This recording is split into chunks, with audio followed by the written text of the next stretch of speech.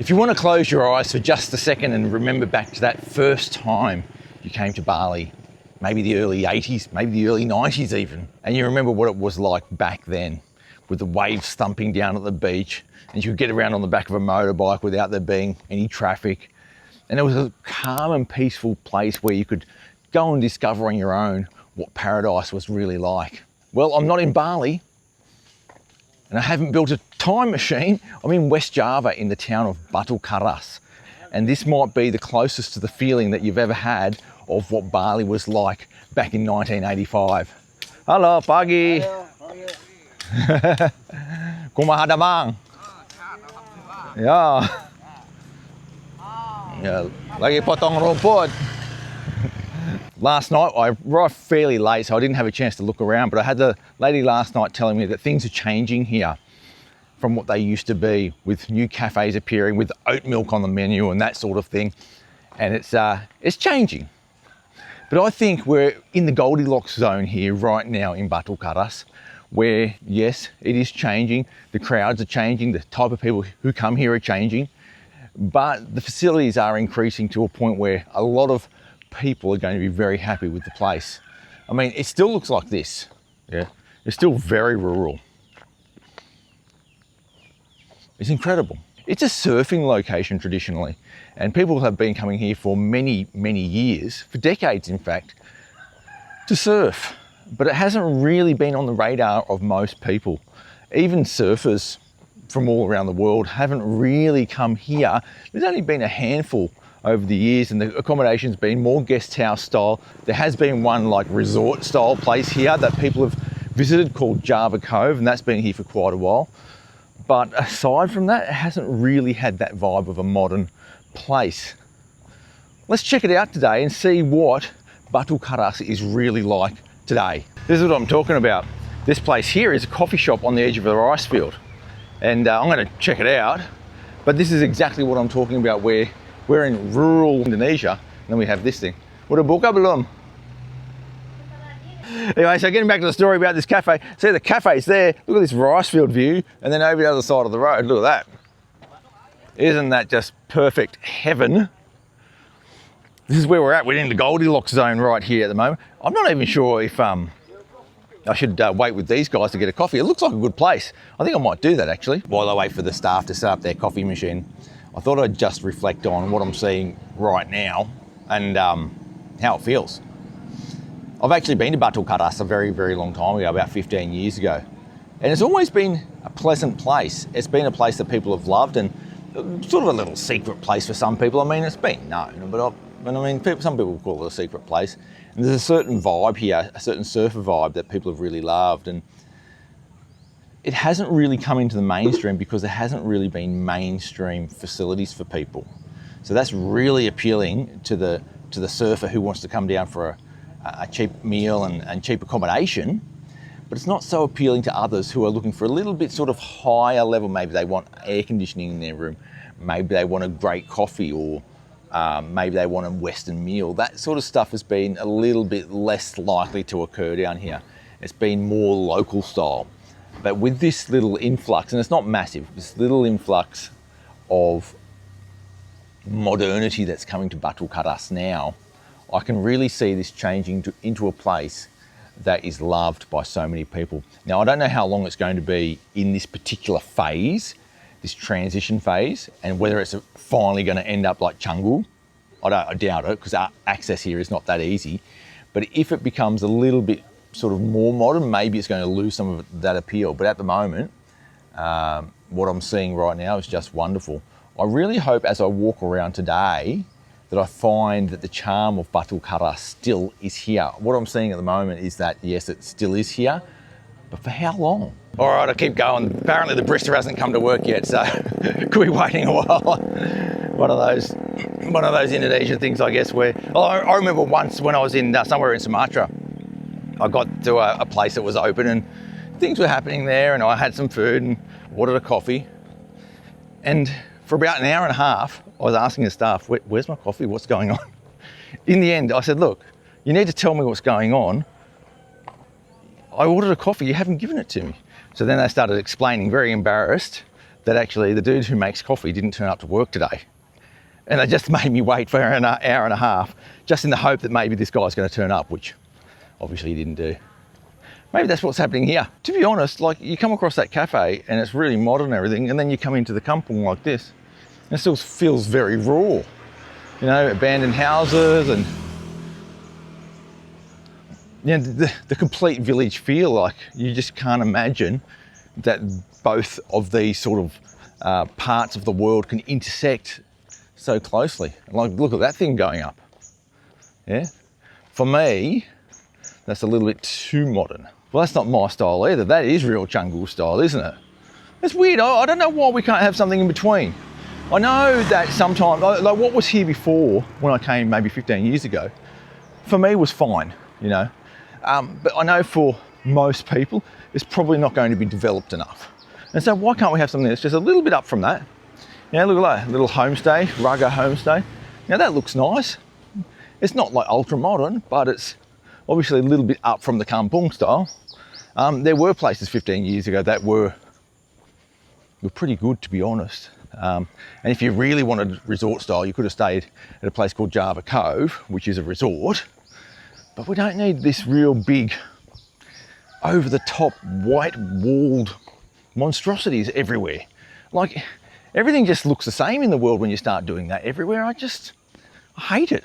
I hate it. So I hope that not everything's going to look like that, because that is disgusting for me. So I guess it poses a question, and this is something that I've often struggled with myself when I try and decide what it is I really want in a place. And I suppose what we want, we need amenity. So we don't want to be living in the village, even though that can be nice for a night. Doing that for a holiday is not really my idea of fun. What else do we want? Well, we want the option to have local food. So we want warungs, but we also want the option to have a bit of Western food.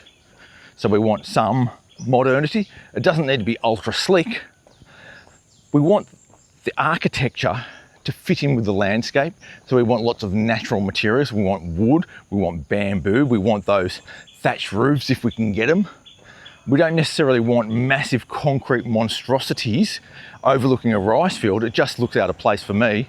Even though you might get a classic Instagram shot with the sort of the old and the new and the modern and the non-modern, for me it's not really a thing.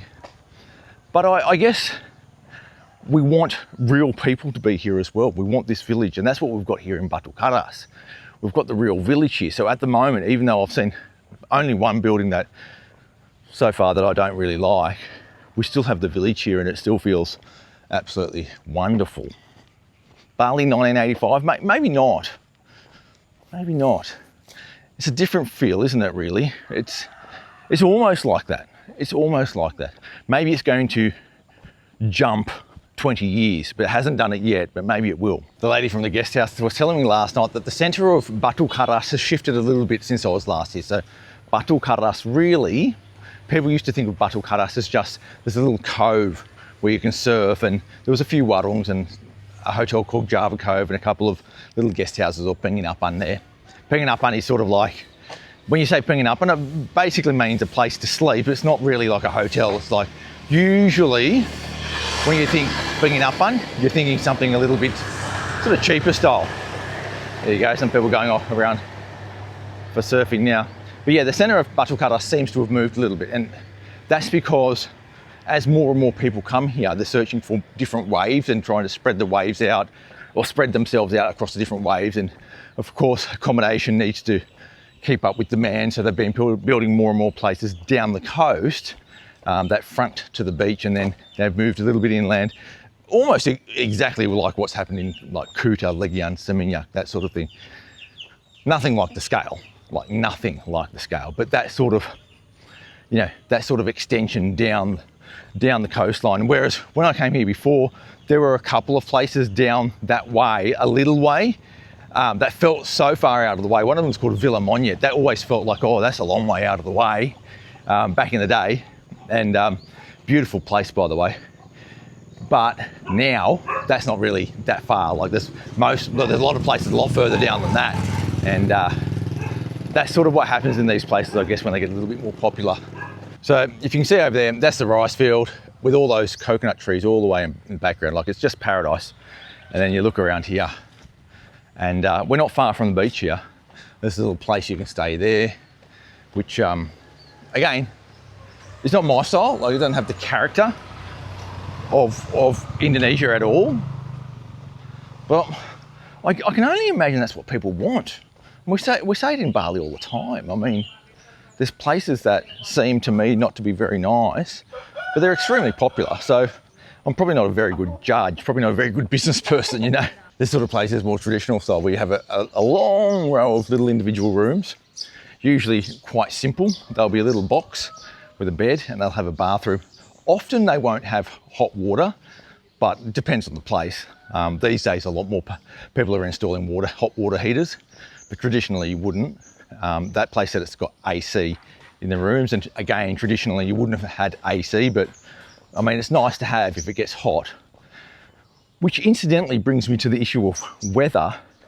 Today's the first day that I've felt over the past week the sun. I just stumbled upon this really modern, big, fancy place called Batukaras. And it looks like that. It's a little shack. It's actually really cool. What they've given it is this really fancy French name, and then put a coffee shop in a shack, which I love. I absolutely love it. This is by the beach. They just do coffees, I think. That's what it looked like to me. And this is the view down at the beach here. Looks quite beautiful, to be honest. Let's have a look. Lots of traditional fishing boats still here. They're still the go. And let's see what it looks like. So this is the southern part of Java. So this ocean is, can be treacherous. That's why you've got good surf as well. Look at it. This is Batukaras. Isn't that wonderful? That tree-lined beach that goes for miles and miles and miles and stretches all the way down the coast, actually. So Pangandaran's over in that direction, I think, or it might be over in that direction. I can't remember which direction. Around there somewhere. This whole coastline suffered, had a tsunami here.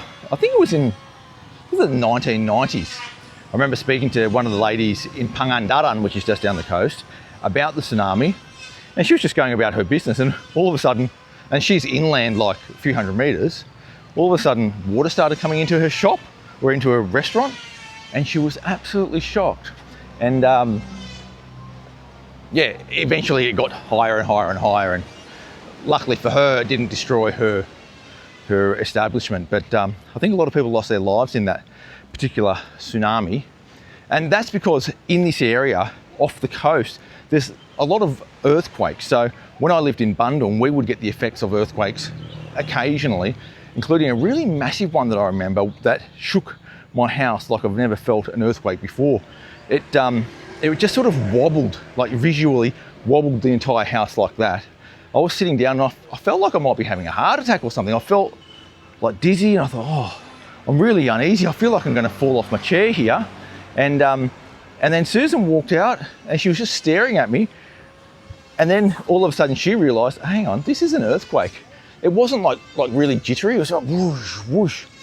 And that was an earthquake which was situated in this area. So it would have been much larger here, because this is like 150 kilometres closer to the epicentre.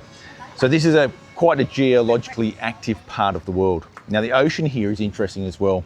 I've probably mentioned Nyai Roro Kidul before, or Nyi Roro Kidul before, and that's the queen of the southern seas. And it's like a mythical figure which will actually take you if you go into the water with green clothes on, or if you're just not careful out there, you can get taken by the ocean, because it's quite a treacherous ocean. You know, it's a myth that, well, let's not say myth. It's a folk tale that Indonesians have had for this southern ocean for centuries, or generations, or millennia, or what have you, which describes what happens if you go out as a fisherman and don't come back. You probably got taken by the queen of the southern seas. There's my coffee. Looks like a good one.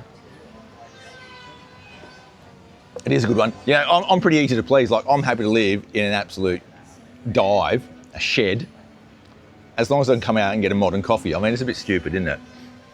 I actually don't mind sitting down and having a local packet coffee. I know it's sacrilege, But I actually don't mind the routine of it either. For me, it's just more of a routine. Some people come out and have a cigarette and a coffee. I just come out and have a coffee.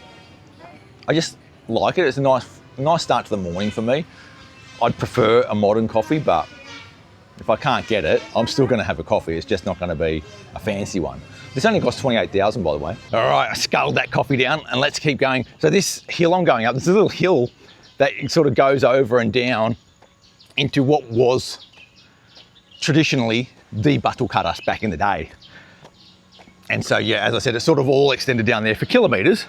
But I'm staying in a place which is, I don't know, 1.5 kilometres back that way. Like, it's not a big deal for me to walk it at all. But it's just, yeah, it's just changed a bit, hasn't it?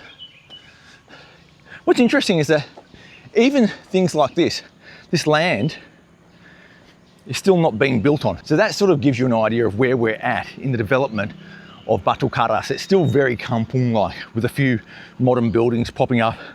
Some people are doing their new buildings a little bit more tastefully. The lady last night was telling me that a New Zealand guy's built a pizza shop that's called, I think it's called Jungle Pizza or something along those lines, or I can't remember the exact name, but it's something like Jungle Pizza, and he has a sort of a naturally built, well, it's not naturally built, but a natural, oh, there's a path up there, I might go up there. A building made out of natural materials, and he does pizza in it. So he's got the Western food that people want, but he's built a more traditional style of building. I mean, it sort of fits in with the landscape. That's what he's done, and I think that's what people want. We don't, yeah. Getting that balance right is really hard. I think that's something that Canggu has done really poorly. You could say that about a lot of places in Bali, to be honest. It's not necessarily about natural materials. It's about in keeping with Indonesian design philosophies as well. So it doesn't matter if you've got a concrete building, just don't make it a big white gaudy thing that looks like it's cheaply constructed. Up to the top of the hill. Okay, this looks like it used to be a hangout spot back in the day. Little hangout table and chairs over there. This place is all busted up. Then you've got a viewpoint over there with a railing.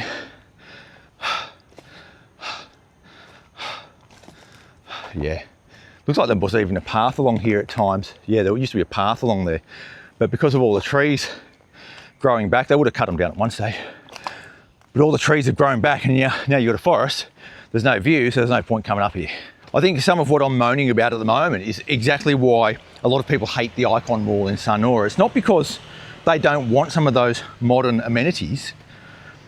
It's because the building really doesn't sort of, doesn't really fit in with Sanur's vibe. You know, low rise, low key, low scale. Pagi. Pagi. Yeah. Nggak ada apa-apa di sana. Nggak rusak semuanya di atas. Ya, nggak usah. Yeah. And I think that's what I'm feeling here. It's not that we don't want modernity. It's not that we don't want development. It's we want it to be in keeping with the local vibe, isn't it? I mean, it's still pretty. I mean, it's still brilliant down here. Look at these old places, you know. Little warungs and guest houses and this sort of stuff, wooden house. These used to be here before. So when I was down here 15 years ago, these were here for sure, in pretty much the same style. So these have been here for ages, these places. And then down the side, there used to be a couple of, you know, dodgy warungs, and that's it. But that seems to have changed a bit now. Swell dough, that sounds like a bakery. That's a bit weird, isn't it? A bakery. Yeah, but it looks fairly similar to what I remember, that place. This is a little bit different, like they've paved the car park. That never used to be paved, but you know, that's not a big deal, is it? This is the main cove of Batukaras, and isn't it just gorgeous? A beautiful, beautiful little bay. The waves are not really happening today. I can see a bunch of surfers sort of cluster around that little point over there, but there's not going to be much going on. They're going to be waiting a while, I'd say, because there's just no swell or anything. It just looks quite flat. But it does look beautiful. It does look, it's just a beautiful part of the world, you know. There are other places along this southern coast of Java, especially in West Java, that are like this as well, that are just not developed at all. They're hard to access. And when I say hard to access, it doesn't mean there's no road there. It's just that it takes many hours to get there from civilization. So if you fly into an airport, how are you going to get from there to the beach? You know, you're going to need to rent a motorbike. You're going to need to get a car and a driver to drive you for 8 hours. There are places like that, and there aren't many facilities there. There might be just like a couple of guest houses, and you might get a nasi goreng for dinner, but also breakfast and lunch as well. And any snacks is probably going to be nasi goreng. Yeah, there are those places around.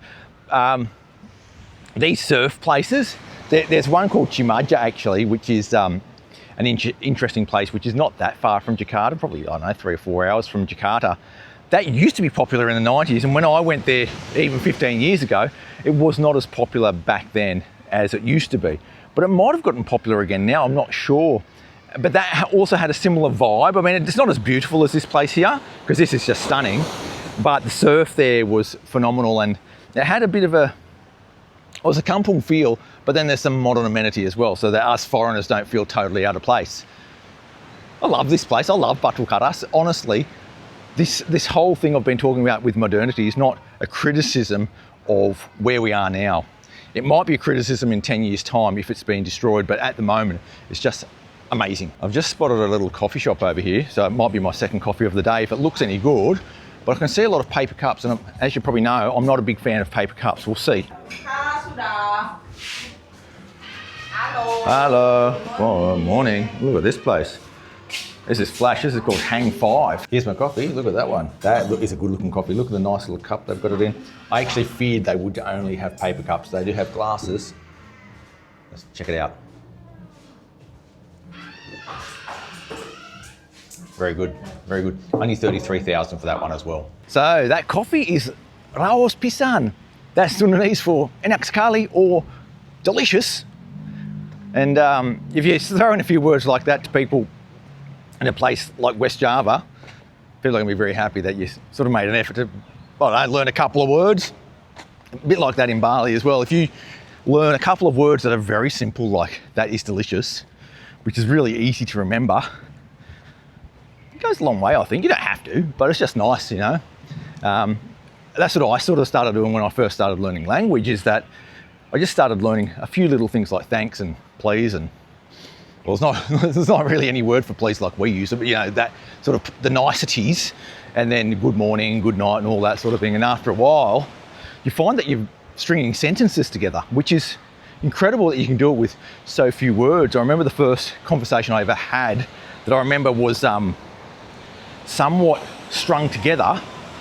It's going to sound stupid, but I'd been out to dinner and I was getting a cab or a transport back to my hotel in Ubud, and it was raining, and I had had a few drinks, so I was very loose, and I wasn't sort of overthinking what I was saying, and I managed to string a couple of sentences together. I was absolutely shocked. Hello, nice dog. Absolutely shocked that I strung a couple of sentences together that were coherent. The driver understood what I meant. I said something along the lines of, oh, it's raining at the moment really hard, something like that. And that was, for me, shocking, but also the start of me thinking, oh my God, I can actually speak the language now. And from then on, you have to loosen up a little bit. You realise that part of the thing that's hampering you progressing in your language learning is actually being embarrassed. When you loosen up a little bit and make mistakes, and you say the word car instead of rain, and you think, oh God, I just said something so stupid, it sounds stupid. When you're okay with that, you start to learn a lot, because you start then throwing words out there and eventually they stick. This is the kind of view now. All the locals are down here having a bit of swim in the beach. This is quite surprising to me to see it so busy, actually. Like, when I say there were few people here about 15 years ago, whatever it was, I mean, it might have been 14 or something like that. But when I came down here that last time, when I say it was quiet, I really do mean it. I mean, it was like there wouldn't have been anyone on the beach at that time. A few surfers in the water for sure, and a few people sort of hanging around on the shoreline. You know, surfers like to just sit there and watch the surf and decide, when am I going to go in? Is it going to be better today, tomorrow? You know, having a coffee, having a cigarette. That's what it was like. A little bit busier now, but it's not like busy. It's just more busy. It's just, I mean, I can't stop looking at that view. It's got to be one of the best views going. That bay is just phenomenal in its beauty right across there. Like, if you're a little bit adventurous, because you do need to be a bit adventurous to get here, but if you're a little bit adventurous, this is totally a place you have to come, especially if you like surfing at all. Like if you're just mildly interested in surfing, like you've got to come here. Brilliant place. I don't sort of recommend it as a place that you come as, like, it's sort of the place that you sort of come here to do something more like, oh, what's this path here? A little path going up the hill here. I actually asked the guy in the coffee shop, on the top of that hill, is there any view? Because I could see the hill from the coffee shop. He said, no, there's no view. So I don't know why there's steps and a ramp here, but it's a beautiful little ramp. So I'm gonna see where it goes, see if there is a view. I've got a funny feeling you might have a view over the point there. That's what I thought they would do. It looks like they have done it. Let's have a look. Yeah, so getting back to the story is that the sort of person that comes here, if you just come here and just hang out, that's great, but for how long you could do that for, I don't know. If you're not surfing, like maybe a few days and you might get bored because there's not really a heap to do around here. There are activities, like there's a thing called the Green Canyon where you can go swimming in a green canyon, but that only takes a couple of hours. And then there's other canyons up in the hills. There's heaps of sort of tubing things you can do up in the hills, and there's viewpoints up in the hills as well, which I've been and done myself before, and they are interesting, but they're not something you'll fly halfway around the world for. Oh yeah, there's a little bit of a view, not much. People in the water there. They are standing up in the water, most of them. Yeah, so it's not too bad. Oh, what's this? This is a little performance area, is it? Because you've got these steep seats, and then this. You'd probably want to chop down all the trees if you wanted to have a good view there, but because that would be a great view. Maybe they'll do that one day. I don't know. Looking out over here, this is the old, behind this newly constructed place, that's the old sort of place that people used to go. And I might just head down here because I reckon I can get right to the point and see something cool. Well, probably not, but there's no harm in exploring anyway. Old concrete seats. I can see a little sign up here that says Batukaras. This is called Bukit Tenjo, which I've got no idea what Tenjo means because that doesn't sound very Indonesian or Sundanese. Oh, this is nice. Nice. Look at that. It'd be nice if they sort of rapikan this, yeah? To make something rappy is to sort of, I don't know, it's not really clean, but you know, like just make it neat and tidy. They could make this place neat and tidy and honestly cut down 1 or 2 trees, not all of them, like just 1 or 2. Don't go like lopping all the trees down, but like 1 or 2 so you can get a view. This would just be a phenomenal little park. And there's your view straight out. And over there in the distance, you can still see Java all the way along that coast. Absolutely beautiful, phenomenal.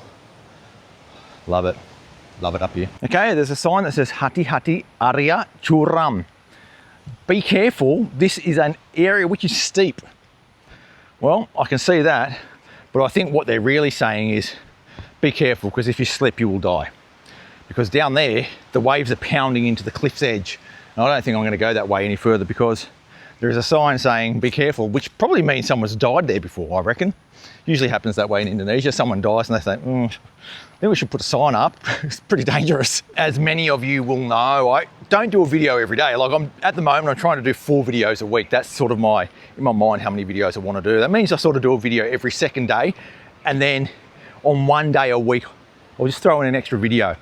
Often that'll be like a food review. If I'm in Sanur, I'll do a food review that comes out on a Saturday. While I'm on the road, I'll obviously keep with that schedule, but not with food reviews because it doesn't really work. In a place like Batukaras, no one really cares. But the thing is, while I'm here, I feel like I could stay here for quite some time and just make videos every single day about what's going on. But I really, well, first of all, I don't have the time and the energy to actually put out that many videos. Secondly, you probably get bored of it. But thirdly, for me to do videos day after day after day, it means that I'm doing more than 4 videos a week and it's just too much. So I'm a little bit sad that I'm not able to stay here a bit longer and get more footage, because I think from what I've seen so far, like I could spend a couple of weeks here and start just like filming everything. It'd just be so good because I love it so much. Look at this little place. Yeah.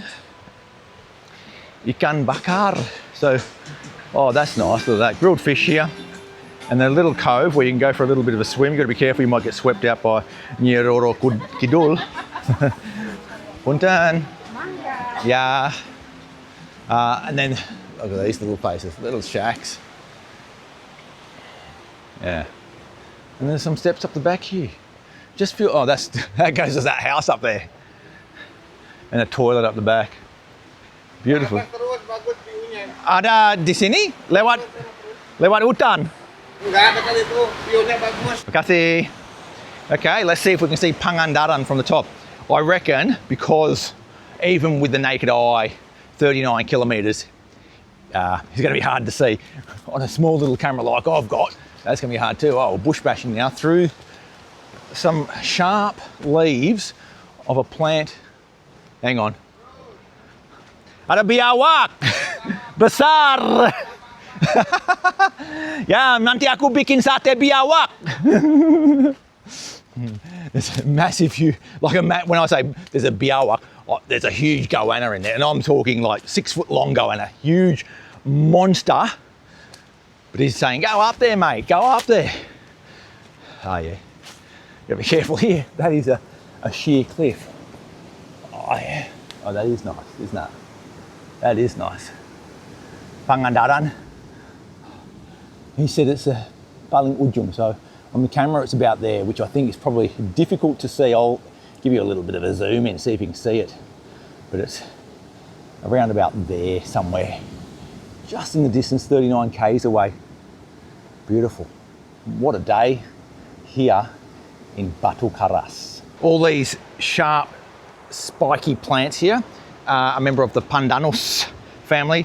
I believe that this coastal version is not really used for culinary purposes, but if you know, please let me know. But that's what I believe to be the case. Oh, here we go.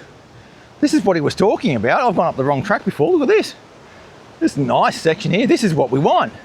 Oh, nice little island there as well. How cool is that? Oh, this is heaven. Someone's got a little, I think a bag of rice there, little karong bras, and made a little shelter as well, so you can hang out here and have a look. Yeah.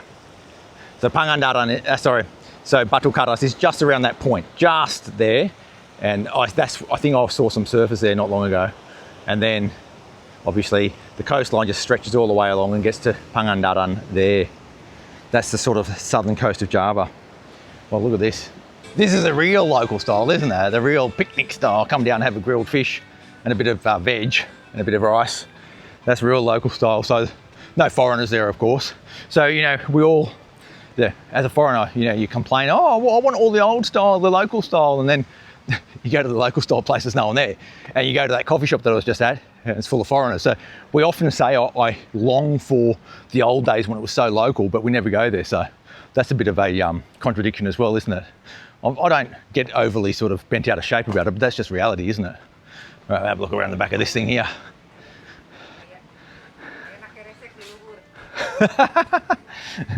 Yeah. So this is the other view around this area. Oh, nice little beach. Look at that little beach, beautiful. I mean, I reckon you have to be pretty careful in a place like that to go swimming, because I reckon Nyeroro Kidul will have her eye on you in that little spot there. You can just see that they look really calm and everything, and then it looks like it drops off, and we don't really know the currents around here. I reckon it could be pretty treacherous. I know in Pangandaran, like a guy who watches this channel actually, and his name's Bert, and he lives in Bandung. Hi Bert, how are you going? He told me many years ago, about 15 years ago when we were going to school together, that he went to Pangandaran, and Bert might not remember this story, but he told me that he went down to Pangandaran and he went swimming in the ocean down there, because as a Dutchman, you just go swimming wherever you want. Went swimming in the ocean, and there was people on the shore waving and screaming out, hey, careful! Like they thought he was going to get swept out and taken by Nyeroro Kidul, And yeah, that was just a bit of a funny story that, sometimes we go in there with no real knowledge of what the local situation is, and then the local people start getting a little bit scared that, hey, you better be careful there because people have died. Out of the corner of my eye, I just spotted this colourful mosque, and someone's painted this mosque in the most wonderful colours. Someone's got a real good eye, some sort of artist or what have you. Oh, is it still under construction? I'm not sure. Or is it just brand new? It just looks wonderful. Masjidnya cantik.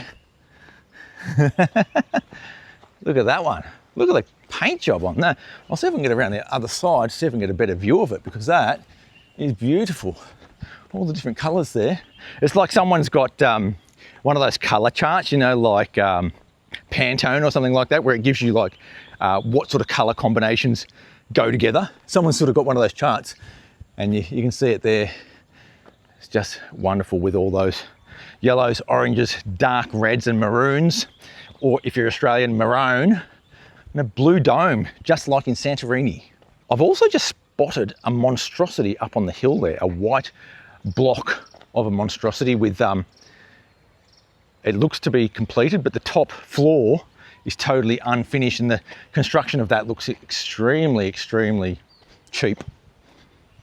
And that does not fit in with the Batukaras vibe. That's what happens, you get big money coming into a place like this trying to capitalise, and they don't care about the local place, they just want money, and they'll just do a cookie cutter type arrangement like that and spoil it for everyone, I guess. But I'm sure that serves a purpose. I'm sure it serves a purpose.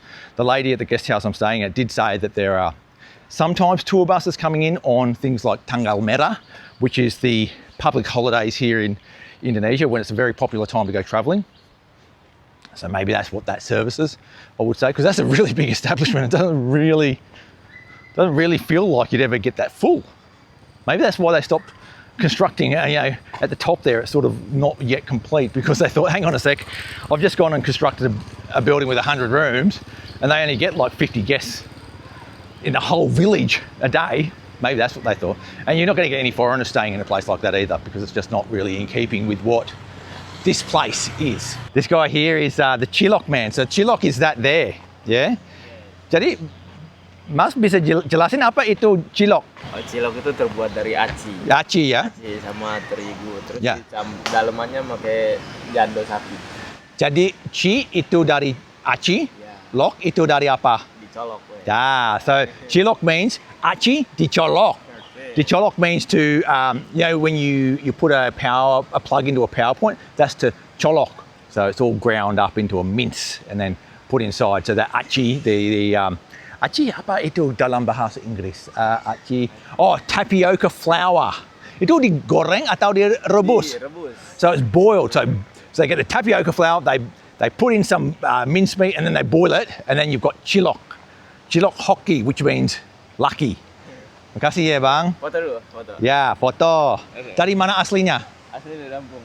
Lampung? Ya. Bandar Lampung, metro gimana? Bandar Lampung. Bandar Lampung. Ya.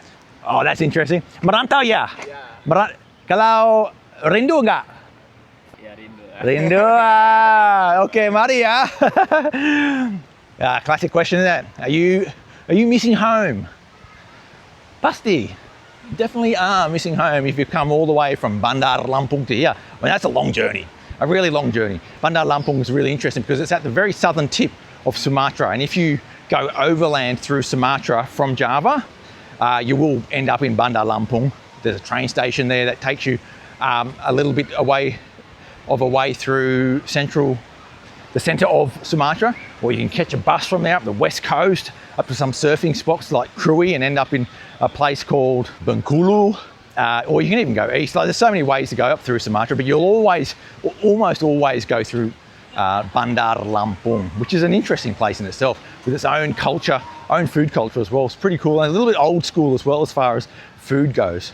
So a little background on the, I guess, Pangandaran and Batukaras and how that fits into the culture of West Java psychology.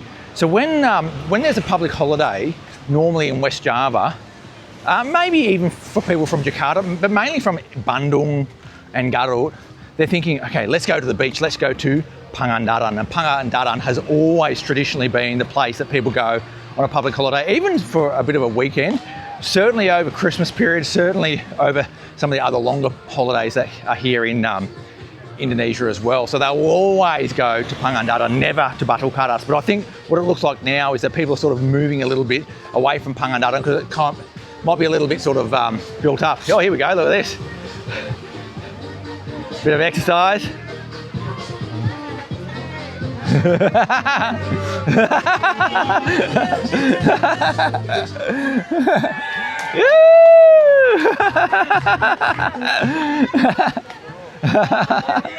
I was just doing one of these ones. Woo!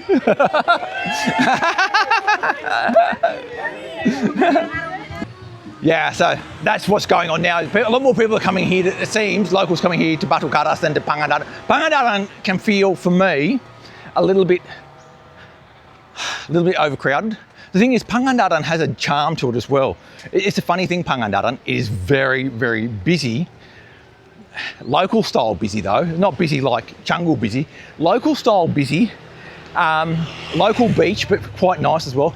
There are some Western things there as well. I know there's a Swiss lady there that owns a little restaurant slash cafe, which is phenomenal even to this day. You can go and get it like a fruit salad with yogurt there with a granola on top, which I really love. And it has a more, I wouldn't say traditional feel, but like an old school tourism feel, which still to this day feels very nice. But there is no mistaking the fact that the crowd of domestic tourists are shifting this way a little bit.